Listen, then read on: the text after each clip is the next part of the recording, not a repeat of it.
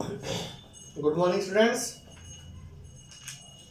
Apex college Makrana की online classes में आप सभी छात्र छात्राओं का हार्दिक स्वागत है। कल हमने न्यूक्लियर फिजन की कंट्रोल्ड चेन रिएक्शन के बारे में पढ़ा।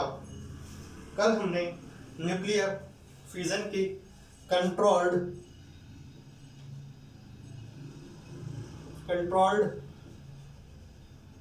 चेन रिएक्शन के बारे में पढ़ा। आज हम न्यूक्लियर रिएक्टर के बारे में पढ़ेंगे। किसके बारे में? Nuclear reactor. न्यूक्लियर रिएक्टर क्या होता है? न्यूक्लियर रिएक्टर में कंपोनेंट क्या क्या होते हैं उसके बारे में हम पढ़ने वाले हैं। न्यूक्लियर रिएक्टर कह दो या एटॉमिक पाइल कह दो, या इसका आप दूसरा नाम दे सकते हो परमाणु भट्टी। क्या? परमाणु भट्टी। इसमें क्या क्या कंपोनेंट्स होता है हम उनको सबको वन बाय वन पढ़ने वाले हैं। सबसे पहले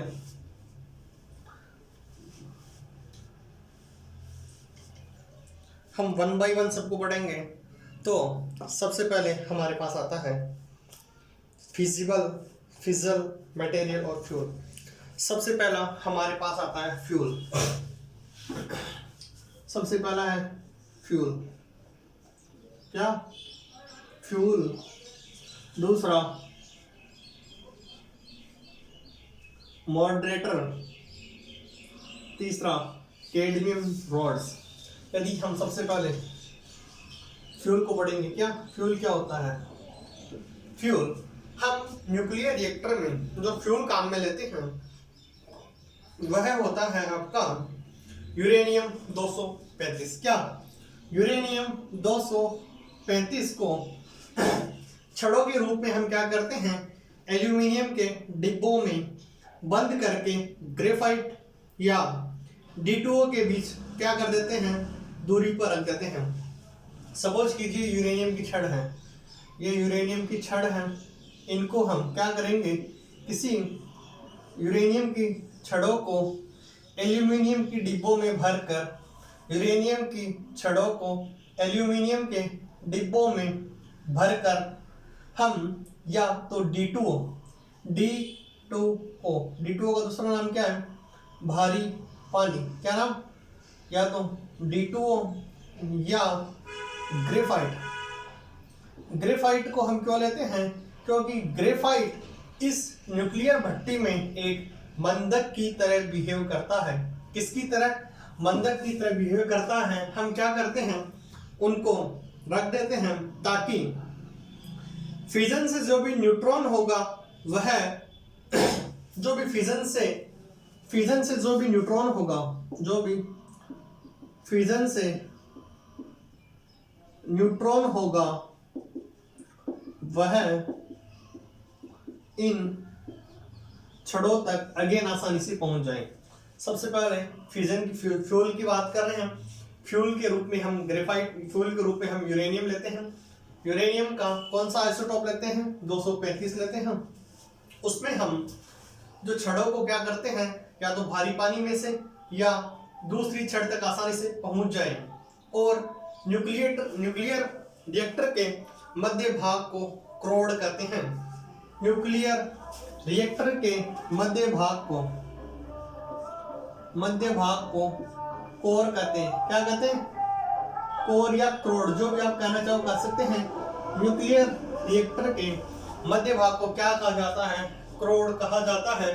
और इस क्रोड में न्यूट्रॉन के कणों द्वारा नाभिकों का विखंडन एक कंट्रोल्ड चेन रिएक्शन के रूप में होता रहता है।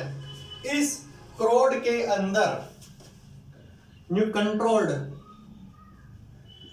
कंट्रोल्ड चेन रिएक्शन के रूप में होता रहता है।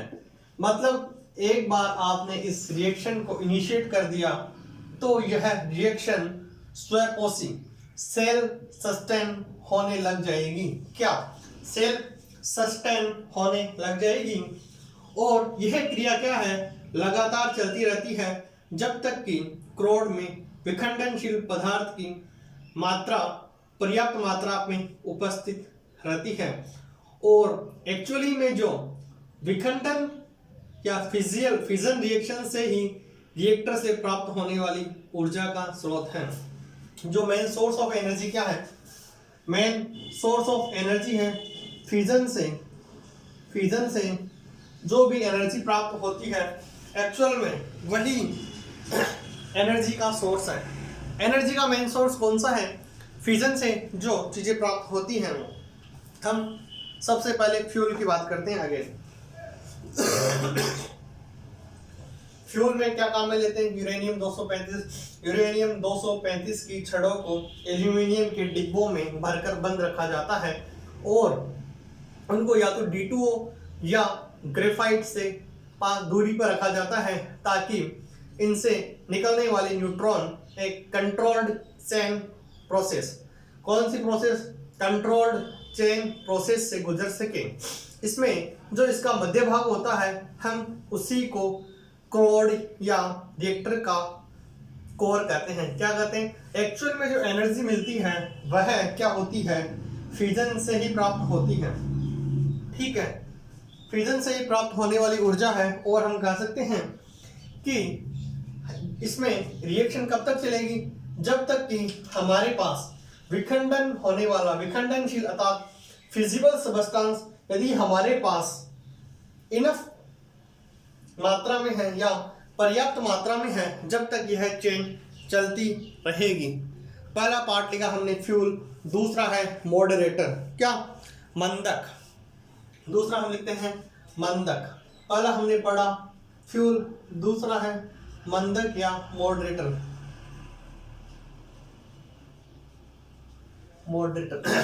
मॉडरेटर क्या चीज है तो मैं बता दूं। मंदक का मुख्य कार्य क्या होता है? न्यूट्रॉन को वेग को कम करना। मुख्य कार्य क्या है? मुख्य कार्य है न्यूट्रॉन के वेग को कम करना। न्यूट्रॉन के वेग को कम करने का कार्य मंदक का होता है। हमें पता है विखंडन से उत्पन्न न्यूट्रॉन में ऊर्जा होती है लगभग 1 मेगा इलेक्ट्रॉन वोल्ट। इन न्यूट्रॉन का वेग अधिक होने के कारण लीकेज रेट क्या होती है? ज्यादा होती है। जो एनर्जी होती है 1 मेगा इलेक्ट्रॉन वोल्ट, इससे क्या होती है? जो लीकेज होती है वह क्या होती है? ज्यादा होती है। क्या होती है? लीकेज ज्यादा होती है क्योंकि इनकी वेलोसिटी जो न्यूट्रॉन्स हैं, क्या? जो न्यूट्रॉन्स की वेलोसिटी है वह क्या है? बहुत अधिक है। इसकी वजह से इसमें क्या होगा? इसमें इनका लीकेज रेट अधिक होगा और विखंडन के लिए यूरेनियम द्वारा प्रग्रहण की क्षमता भी क्या होती है? कम होती है। अर्थात इसके द्वारा यूरेनियम 235 के द्वारा न्यूट्रॉन को अपने पास लेने की क्षमता क्या होती है? कम होती है। कैसी होती है? कम होती है। ठीक है, यदि क्षमता कम है तो हम कह सकते हैं न्यूट्रॉन की गति को मंद करने के लिए हम ग्रेफाइट या D2O से गुजारते हैं। की पॉइंट,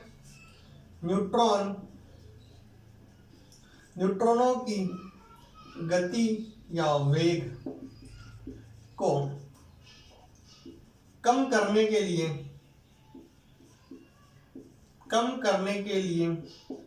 D2O या एक तो D2O या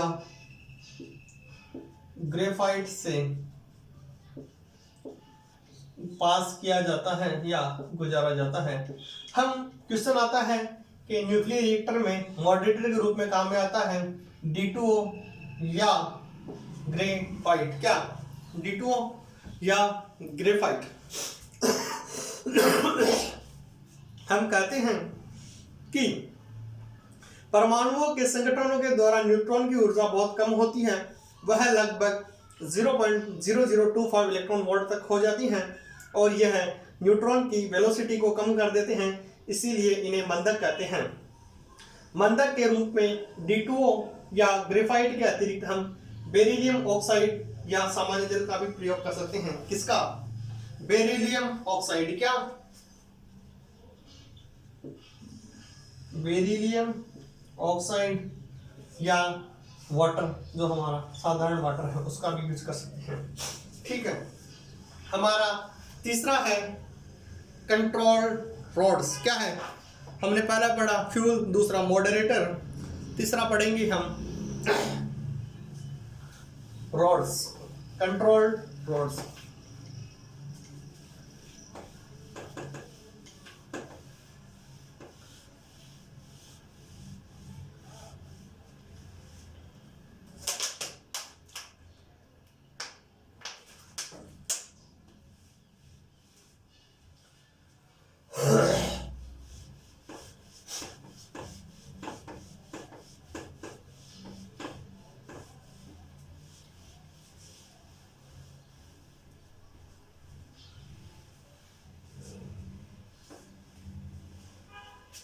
तीसरा है कंट्रोल रॉड्स।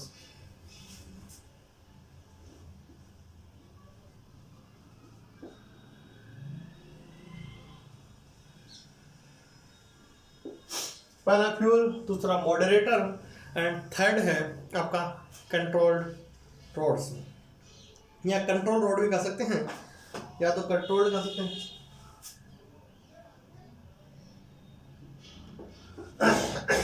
कंट्रोल रॉड, हमें पता है कि न्यूक्लियर रिएक्टर में कंट्रोल रॉड के लिए हमारा मेन काम क्या है। न्यूक्लियर रिएक्टर एक बार स्टार्ट हो गया तो वह अपने आप सेल्फ सस्टेन करने लगता है, और यह प्रोसेस यदि अनियंत्रित गति से हो जाए तो हमारे लिए यह नुकसानदायक है। हमें पता है कि न्यूक्लियर रिएक्टर के क्रोड के अंदर यूरेनियम नाभिक के विखंडन की क्षमता अभिक्रिया को नियंत्रित करने के लिए हम क्या करते हैं, कंट्रोल रॉड का होना आवश्यक है। यह जो काम है कंट्रोल रॉड का, यह काम जो न्यूक्लियर रिएक्टर के जो विखंडन की प्रक्रिया को कंट्रोल करना है, किसका है, फिजन को कंट्रोल करना काम है कंट्रोल रॉड का। किसका, कंट्रोल रॉड का। फिजन में कंट्रोल करना किसका काम है, कंट्रोल रॉड का। और हमें पता होना चाहिए कि जो कंट्रोल रॉड किसकी बनी होती है, वह ऐसे मेटल की बनी होती है जो कि न्यूट्रॉन को क्या कर ले, अवशोषित कर ले, परंतु उनमें स्वयं में विखंडन क्या हो पाए, न हो पाए। मतलब ये कंट्रोल रॉड कैसे होना चाहिए, न्यूट्रॉन को क्या कर ले, न्यूट्रॉन को अवशोषित कर ले, ऐसे धातु के होनी चाहिए, ऐसे धातु की जो न्यूट्रॉन को अवशोषित कर ले तथा स्वयं विखंडित ना हो।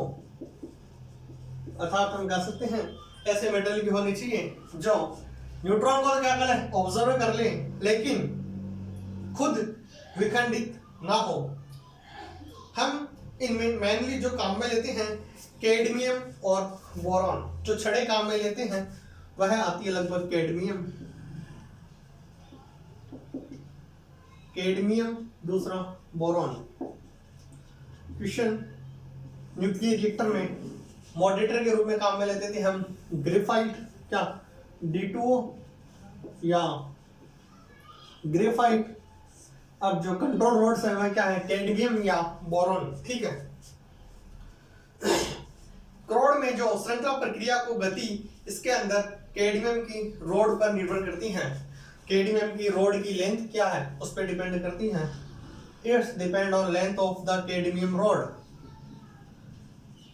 जो न्यूक्लियर रिएक्शन की जो प्रक्रिया है उसकी रेट किस पे डिपेंड करती है, उसकी रेट डिपेंड करती है आपके कैडमियम की रोड की लंबाई पे।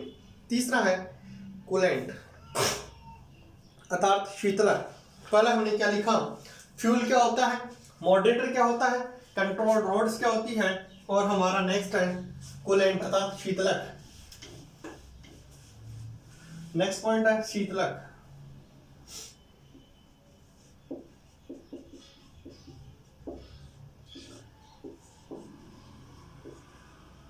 कूलेंट, कूलेंट क्या चीज है हम देखते हैं। जैसे कि आप गाड़ियों में अक्सर देखते हो जो रेडिएटर होता है उसमें पानी भरा जाता है। पानी क्यों भरा जाता है, ताकि जो इंजन की हीट है, इंजन की हीट को पानी क्या कर ले, एब्जॉर्ब कर ले, और पानी क्या होता है, वेपर की फॉर्म में वापस इवेपोरेट हो जाता है, अर्थात वाष्प की अवस्था में क्या हो जाता है, परिवर्तित हो जाता है।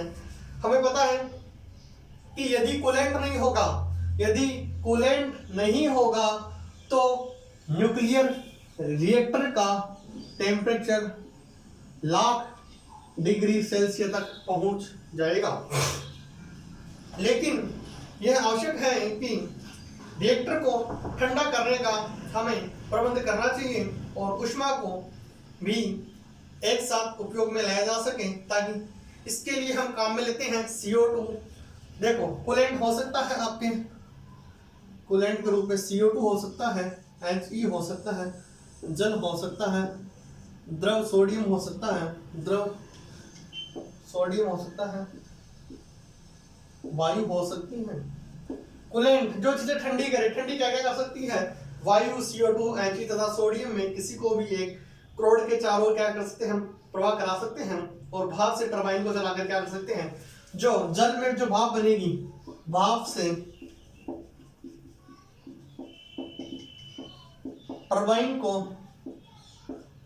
टरबाइन को चलाकर हम ऊर्जा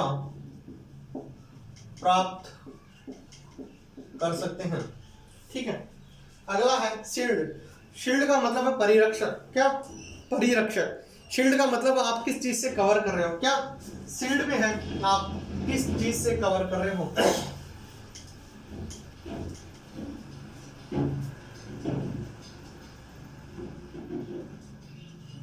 शील्ड का मतलब परिरक्षक, मतलब जो आपका सिस्टम है, सिस्टम को आप क्या करोगे, किसी चीज या ऐसे आवरण से हम क्या करेंगे, कवर करेंगे। तो हमें पता है कि जो न्यूक्लियर रिएक्टर से निकलने वाले रेडिएशंस हैं वह क्या होती है, बहुत हानिकारक होती है।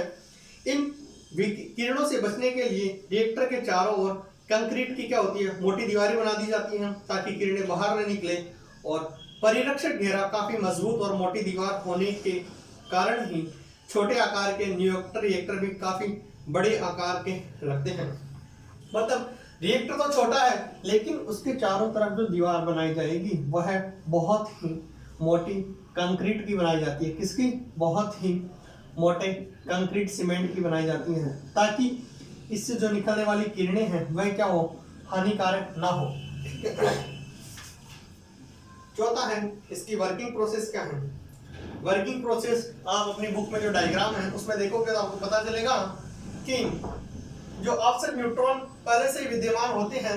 जब न्यूक्लियर रिएक्टर क्या होता है, एक बार शुरू हो जाता है तो कैडमियम छड़ों को क्या कर लेते हैं, बाहर के। जैसे न्यूक्लियर रिएक्टर ऑन हुआ हम क्या करेंगे, जो कैडमियम रोड्स हैं उनको बाहर खींच लेंगे और रिएक्टर में उपस्थित जो न्यूट्रॉन है यूरेनियम 35 के नाभिक को क्या कर देंगे, तोड़ देंगे, और इससे हाई वेलोसिटी न्यूट्रॉन क्या होंगे, उत्पन्न होंगे, और ये न्यूट्रॉन मंदक से टकराएंगे तो इनका वेग क्या हो जाएगा, कम हो जाएगा।